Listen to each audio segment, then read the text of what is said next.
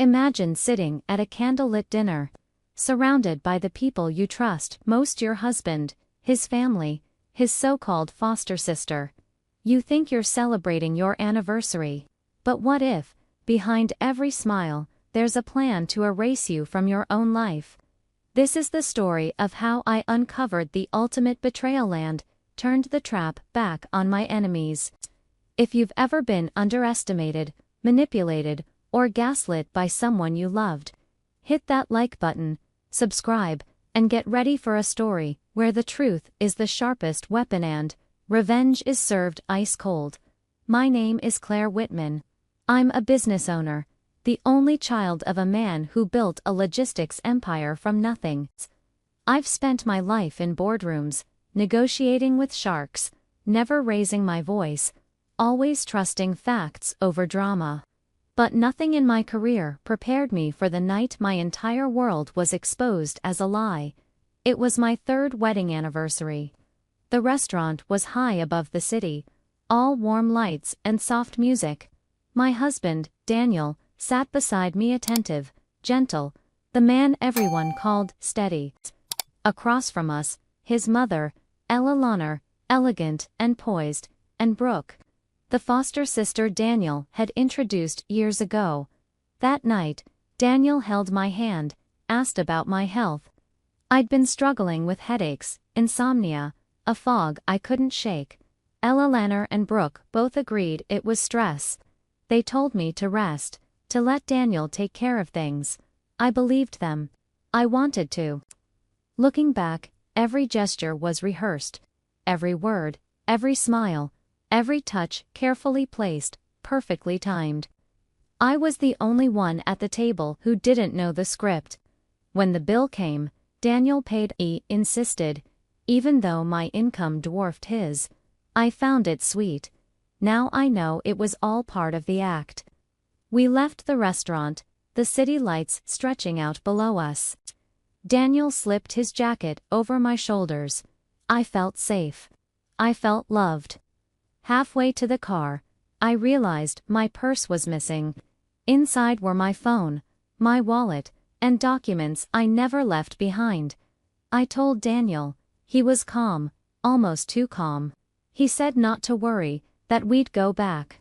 But when I offered to return alone, he agreed a little too quickly. He ordered me a rideshare, kissed my forehead, and watched me leave. His face was unreadable in the streetlight.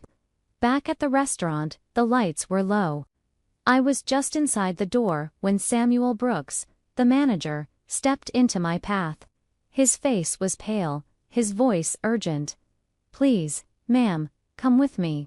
Don't be alarmed." He led me to his office, locked the door, and pointed to the security monitors.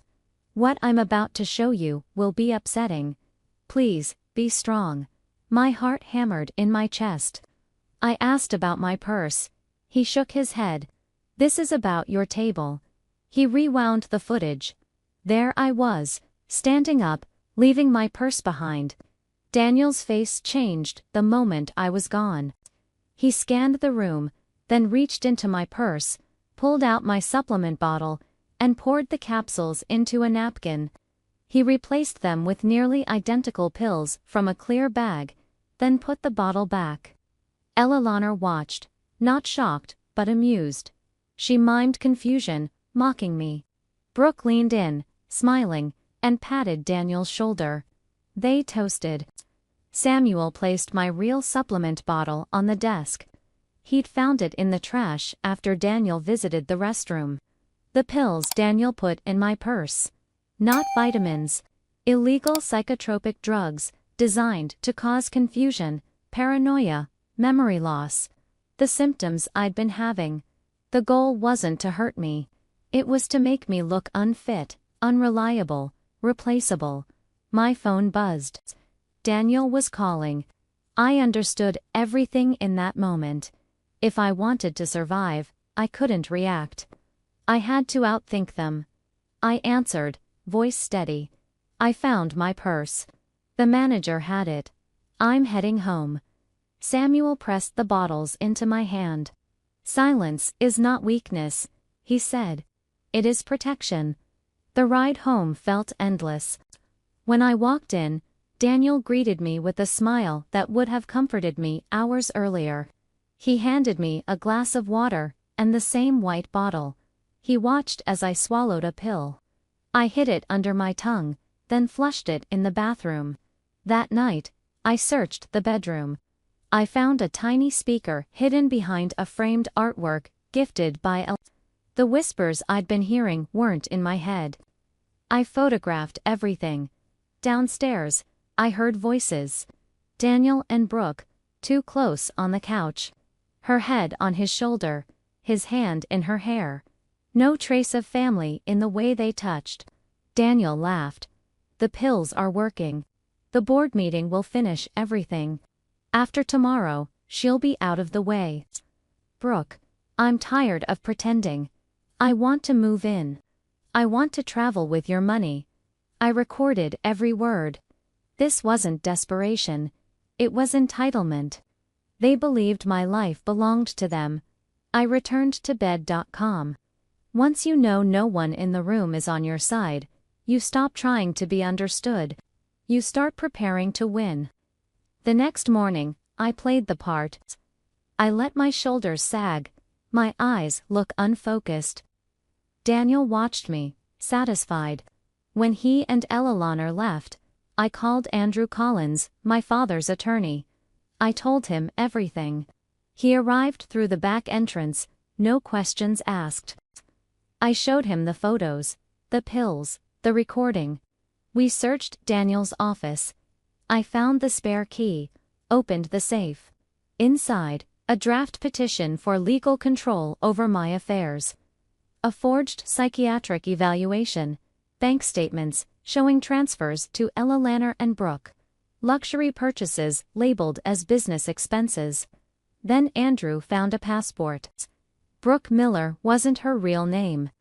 Inside, a photo of a civil marriage Daniel and Brooke, years before he married me. This wasn't a recent betrayal. It was a long-planned deception. Andrew photographed everything, secured originals. Then we heard a car in the driveway. Daniel was back early. Andrew hid in the closet. I let my posture collapse. The voices told me to come here, I said. Daniel's suspicion melted into satisfaction. The trap was set. Daniel drove me to the office. He held my hand, told me not to speak during the meeting. I'll take care of everything, he said. The boardroom was full. Daniel began calmly, talking about responsibility, protecting the company from risk. Then he shifted to 𝗏𝗏, my declining health, my confusion, my instability. Documents were passed around. A doctor stood by, ready to intervene. Daniel turned to me. Do you want to say anything? His eyes warned me not to. I lowered my head, silent. The tension thickened. Daniel pressed on, pushing for a transfer of authority. Then I stood. The room went silent. My back straightened. My voice was clear. I am not unwell. And I am not confused. Daniel tried to interrupt, gestured to the doctor. This is exactly what I feared. She's having an episode. That's when the doors opened. Andrew Collins walked in, followed by 2 police officers, and Samuel Brooks, the restaurant manager. I didn't raise my voice. I told the board, my husband had been drugging me to create the appearance of mental instability, to gain control of my company and assets. Daniel shouted, accused me of lying. Andrew pressed play on the laptop. The security footage filled the screen. Daniel swapping the pills, 𝗘𝗏𝗋𝗋 laughing, Brooke toasting. Then the audio. Daniel and Brooke plotting, talking about sending me away, spending my money. Daniel tried to stand. The officer stopped him. Andrew presented the financial records, the forged evaluations, the secret marriage. Daniel collapsed into his chair. The doctor was escorted out. Brooke broke down. 𝗘𝗏𝗋𝗋 was silent. The board voted immediately. Daniel was removed from all authority. As the officers cuffed him, He looked at me in disbelief. I met his gaze calm. I didn't feel victorious. I felt free. The story he'd written for me was over. The truth had spoken. The boardroom emptied. Some people avoided my eyes. Others apologized for doubting me. I accepted it. Fear makes people silent. I understood that now. Within hours, Daniel's access was revoked.